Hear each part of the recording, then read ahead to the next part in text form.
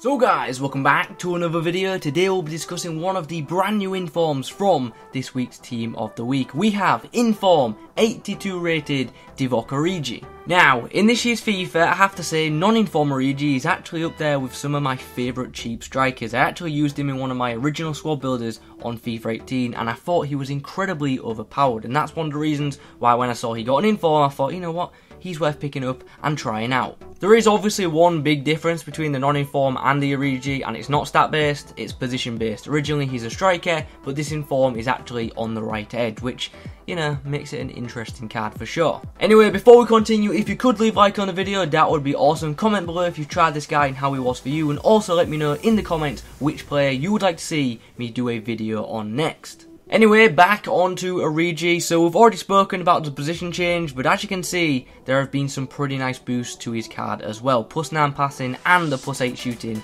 are the standouts in my opinion.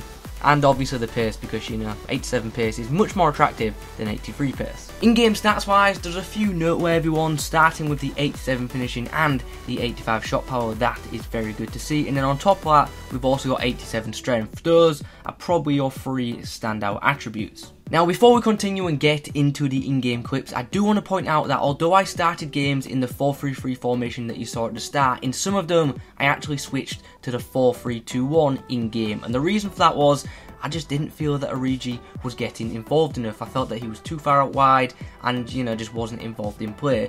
So I switched him to the right forward position, and I have to say, even though I did switch him to a more centrally based role, I still didn't feel that he was getting involved enough, so overall wasn't overly pleased with his positioning. Which is strange because he's got a good positioning stat, and when I use his non-informed striker card, I don't have any positional issues with that version. Anyway, let's move on. How's his pace? Well, he feels quicker than his non-informed, that's for sure, and obviously a +4 pace boost is going to have that effect. His shooting though, despite being boosted a decent amount, I didn't actually think was that much better than his non-inform. When given the chance, he's going to finish well, and with him coming off the wing, coming off the right side, that cross-goal power shot can be utilised pretty well. Passing wise, well, this as a whole was okay, and it's something that I do actually want to discuss. So, you know, like with most attackers, nearly all of them this year seem to have decent shot passing, that seems to come as standard, but it's actually Origi's crossing which I want to discuss. Now, what I found odd about this card's crossing is, the more difficult the cross seemed to be, the better he would actually deliver it, which is weird. So, like, the easier the cross, the more likely he'd mess it up, but the harder the cross, the more likely he'd smash it. It was really strange and a bit inconsistent with his crossing, but like I said, he can whip in a great cross if need be.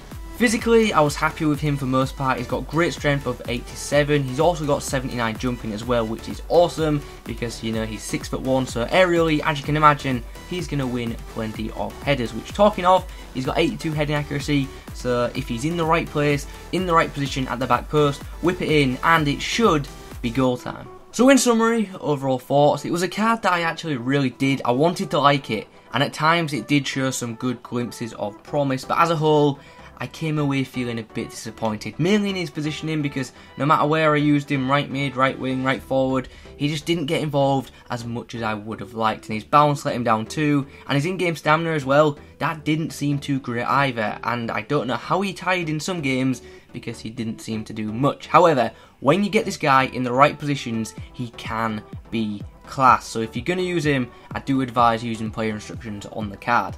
Anyway guys, those are my thoughts on the informed Divock Origi card. If you've got any questions about it, let me know in the comments below, and also let me know if you tried this card and how it was for you. If you could leave a like on the video, that would be awesome. Thank you very much for watching, and as always, I will catch you in the next one.